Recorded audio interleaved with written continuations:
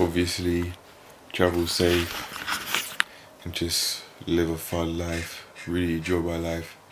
Because as a kid, I had a very sheltered upbringing as a child and as a teen.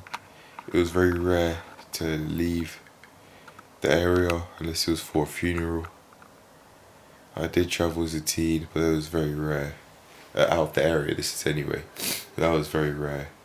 And as a teen, I was so angry. I felt so angry at home about my way of life as a whole. Just cramped up in one house is too small for all of us, I think. And I just would go on long walks for hours, 1 hour at least. But I remember even going for walks for 2 hours. And just doing that just due to feeling so mad, livid, not even just angry, but extremely furious. And years later, I'm now turning that perceived negative into a perceived positive. That's my way of saying that from those experiences, I valued traveling because regardless of whether I knew at the time, had experienced a positive impact on my mental health through physical activity, through walking, through going to different places that were in the area, just going around. Years later, I'm now taking that much further and traveling far out the area and doing that on a regular basis. That's meant that I get to, at least in my mind, I'm really loving and living my life. So definitely want to keep it up regardless of which season it is. Keep on enjoying my life, because when I'm dead, I want to be dead for a long time. I'd feel frightened the idea of that. I'm not doing this in preparation for my death, but I'm doing this because I genuinely enjoy it, and I have a sense of purpose when I travel. I have a sense of purpose toward the work I'm doing.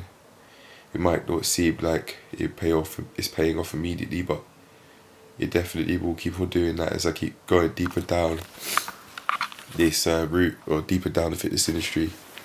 I think I'm starting to get more used to swimming in the shallow end, fitness industry wise, metaphorically speaking, of course.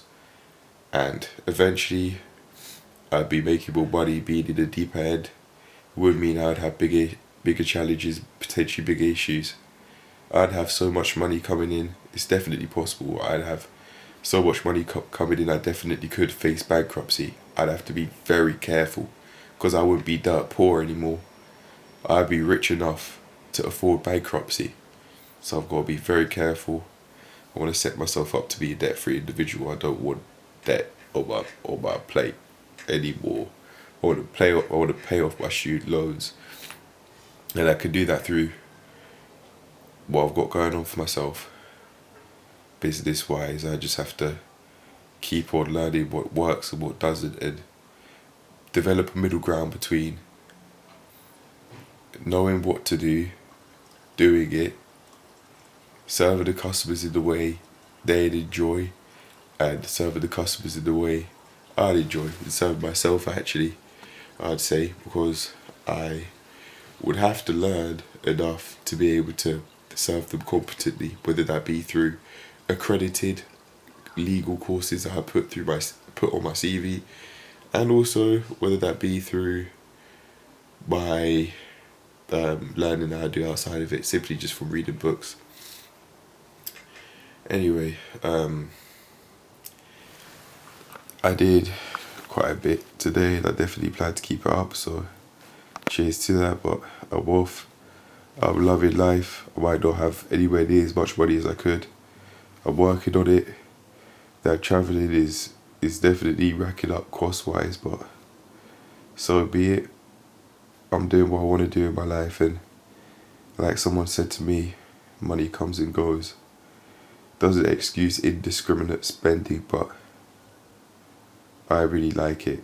And if I can keep this regular travel up, which I can, then I'll be okay, because personal training, if I let it, definitely can pay quite a bit, way more than all of those public transport rides.